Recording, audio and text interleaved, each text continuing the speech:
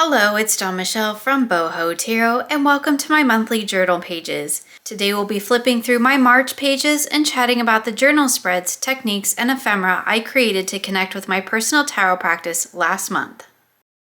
So I haven't made any changes to the outside of my tarot journal for March, and I really don't expect that I'm going to be making any changes throughout the whole year. I'm still using my Chic Sparrow, Mr. Darcy, and the Buttered Rum. I have my little fox charm on here, and I still have the same basic setup with my yearly insert here, my 5-year deck tracker here, and then my actual tarot journal here in my Archer and Olive.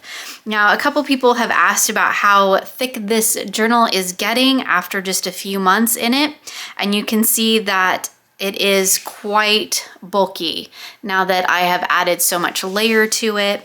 I don't know how many pages I have left, but I am expecting to be able to get another month at least in here.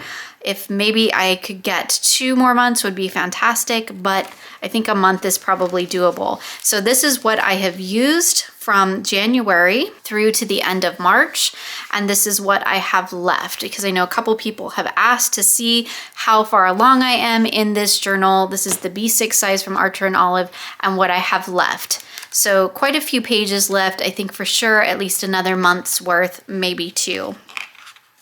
So let's go ahead and take a look at my setup for March. I did this 2-page kind of spread with this craft paper. I did some stamping, some washi, some stickers, and drew in all these little rain dots. The one thing I wish I would have done a little bit different was I used really heavy craft paper here, and while I like the look of it, it is super thick, and going across these 2 pages, it really kind of creates this big bulk in my journal.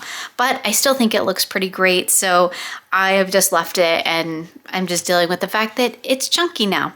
So I have my list over here, the date for March, and the list of decks that I worked with. I totally forgot to erase the pencil underline because I wanted to make sure I got them fairly straight. So still need to go back and do that, but that's okay. It may not even show up on camera. So moving into March, I have been doing kind of an overview monthly reading at the beginning of every month.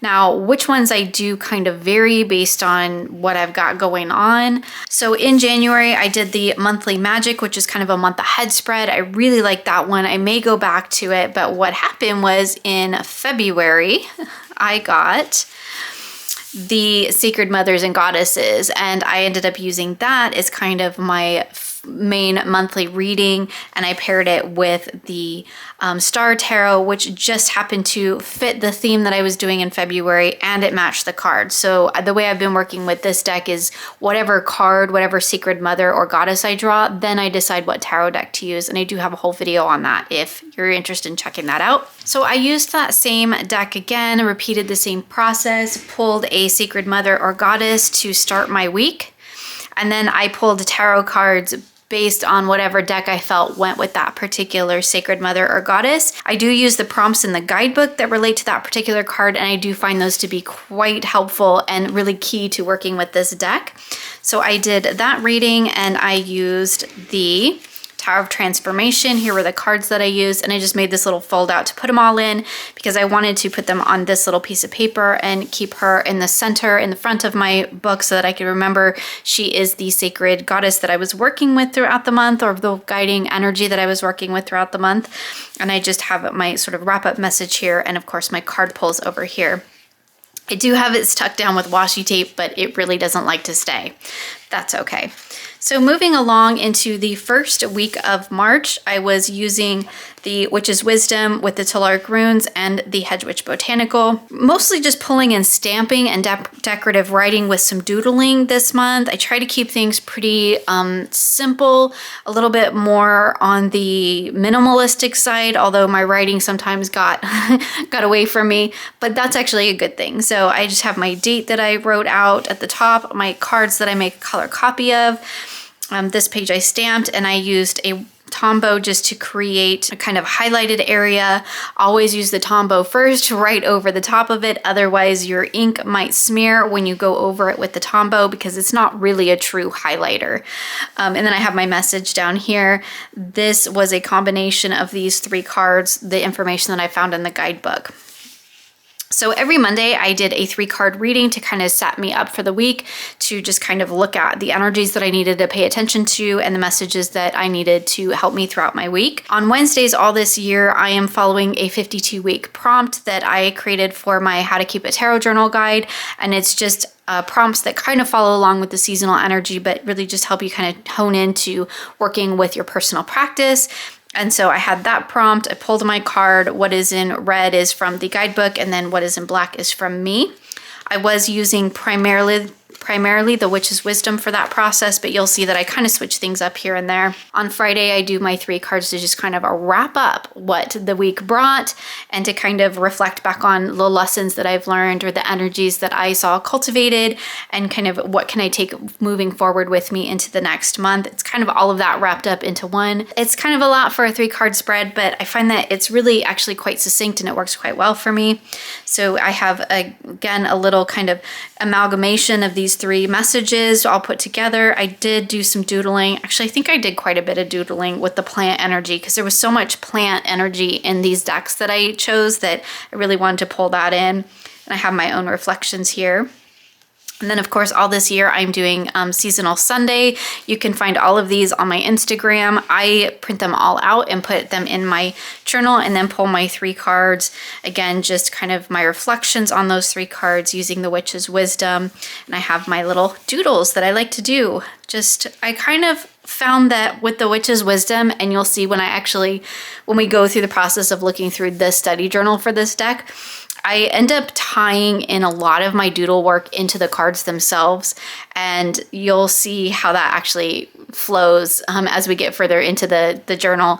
And when we get to the point of seeing my Witch's Wisdom journal, you're definitely going to see some correlation there because it's kind of the same process that I was following for that, which is probably because I was kind of wrapping up that study in March. So here we have that going into the next month, I was working with the Witch's Wisdom, the Telluric Runes, and this time I pulled in the Spirit Song Tarot. Again, just doing some doodle work. I tended to pull off the Telluric Runes a lot for my doodles. I just felt like that was really key energy to my readings, and so I really wanted to tap into that. And when I doodle in my journal like this, it gives me time to reflect on the messages, because generally what I do is I take a color copy of my cards, I cut them out, I write my date at the top, and then I paste those in, and then I kind of sit with these messages for a little bit as I doodle whatever elements I'm going to have on the page. And at that point, then I go back and I do my writing. If I'm doing them all at once, which in the most cases for this month, I did actually kind of do my readings and my journaling all in the same go. There was only a couple times where I just actually did my readings and did my reflections on like a separate piece of paper and came back to enter them in here. It just kind of depends on how much time I have and what time I've set aside for. I kind of wish I had done this flower over here just to kind of balance it out a little bit more. But, you know, it really is just kind of a reflection of what's going on in the moment. So I tend to leave it. Usually what I do in here tends to get left most of the time, mistakes and all.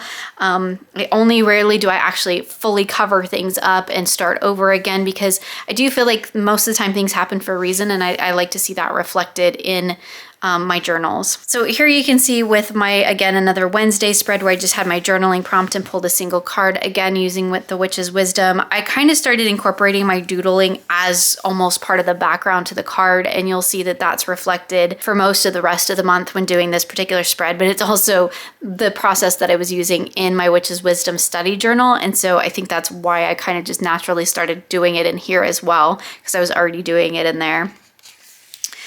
So again, Friday, moving into the kind of wrap-up message for the week, I did incorporate some stickers into this one. I do have to say I'm really not that thrilled with how this page came out. It feels very top-heavy, very busy, but again, just that's what I was going with at the time. I think about this time, I was starting to get really overwhelmed, a little bit burnout, and I think you can kind of see that energy reflected in what I did here, because I made it a bit chaotic and I made it a bit overwhelming, and that's what I was feeling at the moment. So sometimes what I do aesthetically on a page actually does end up kind of representing or reflecting what's going on within me as well, which is always interesting to me to look back and see how the aesthetics, actually the design of the page itself, what it reflects. Because here, this was when I was starting to feel really overwhelmed and starting to get burnt out. And you can definitely see that reflected in the way that I've kind of haphazardly collaged and kind of like overloaded this whole middle section of the page here.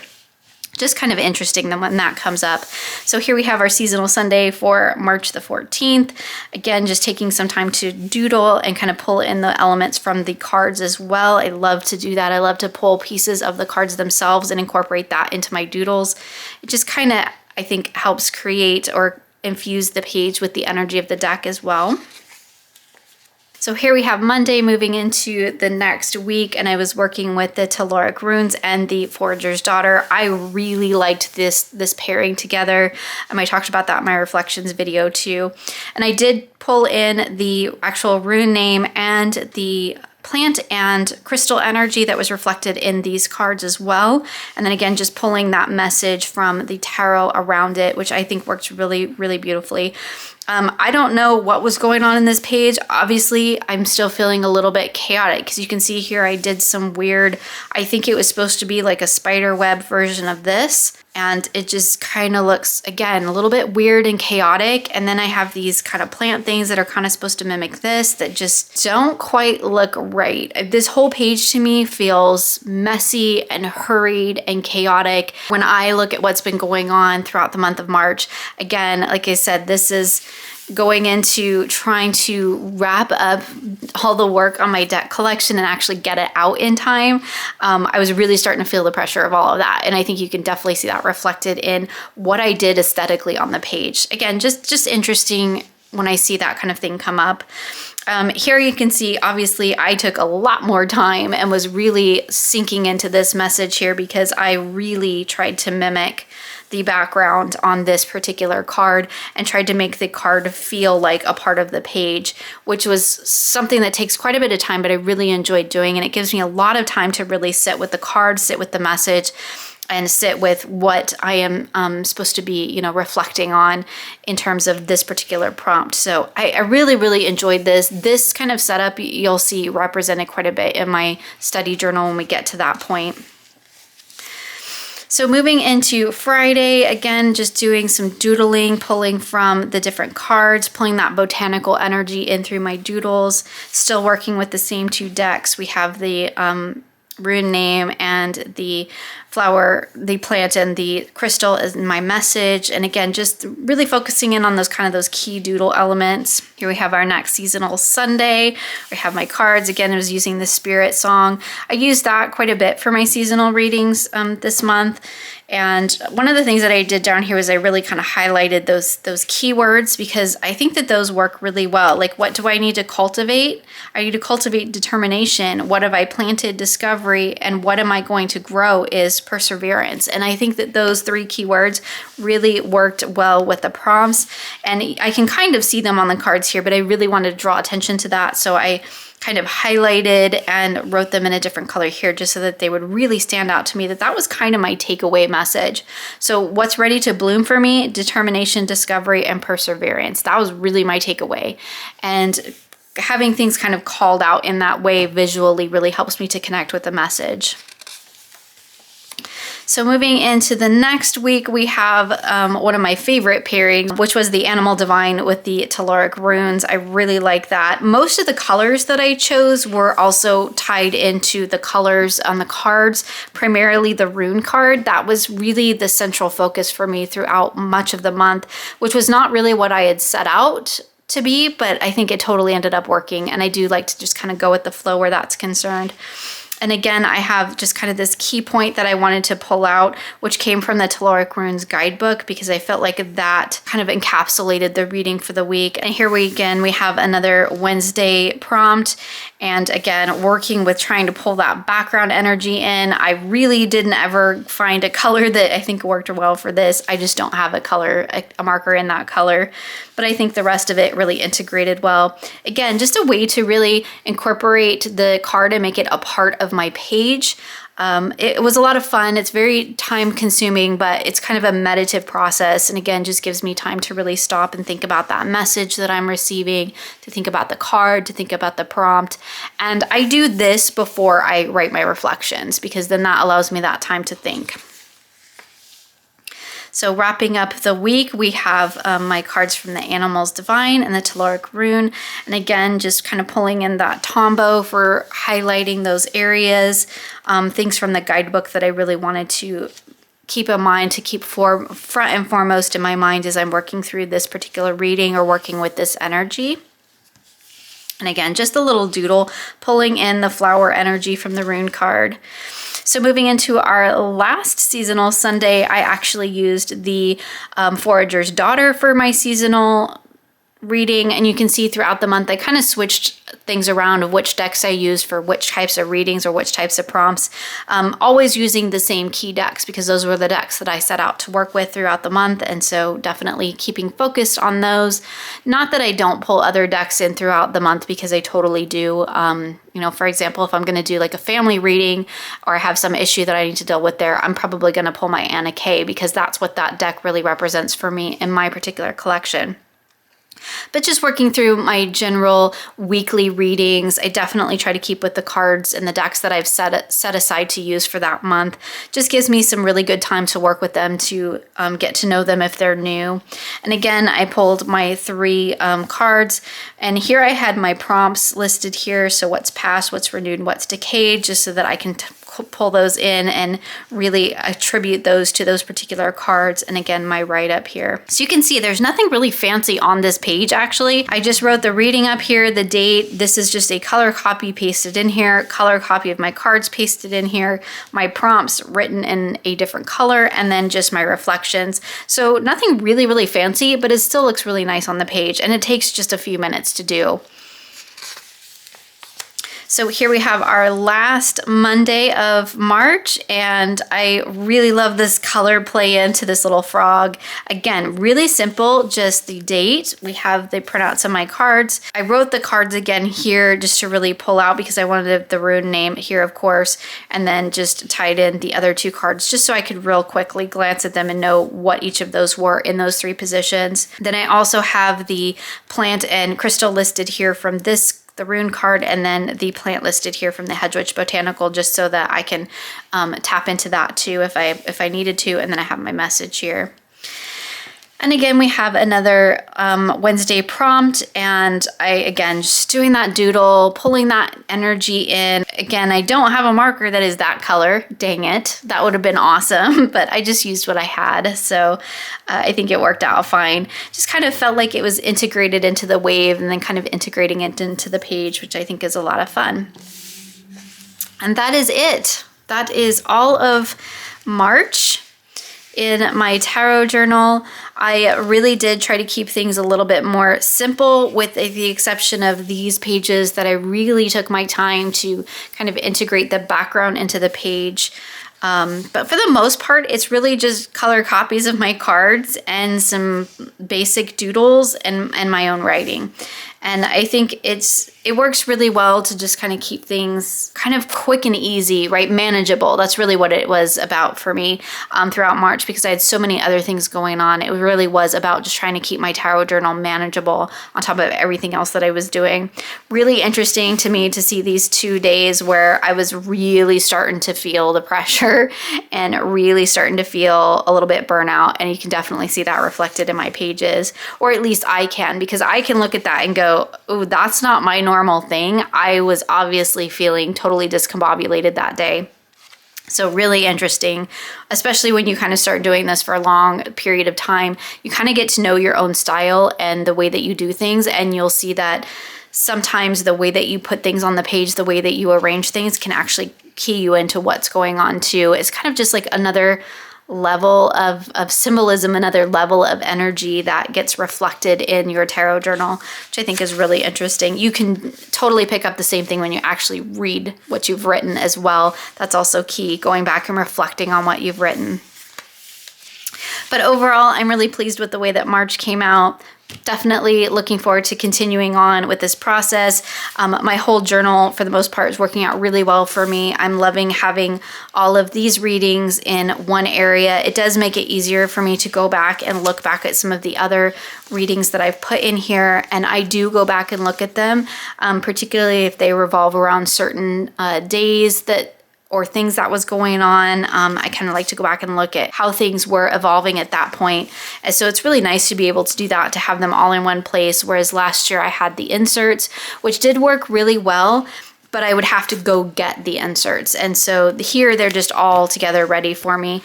You can see though, it's getting quite bulky. So I'm probably not gonna be able to get much more than maybe 1, maybe 2 more months. And that's if I don't do any more crazy big thick stuff like I did here. I could totally put the band on it and close it down a little bit more, which kind of helps pull it in together. But overall, I think it's working out really well. I do still need to add my decks for March here in my 5-year deck tracker, but this has been really fun. I'm really excited to see how this is gonna kind of evolve over the next few years. And then again, I have my main journal here with my main readings. I do intend to do a kind of 6-month check-in reading with that.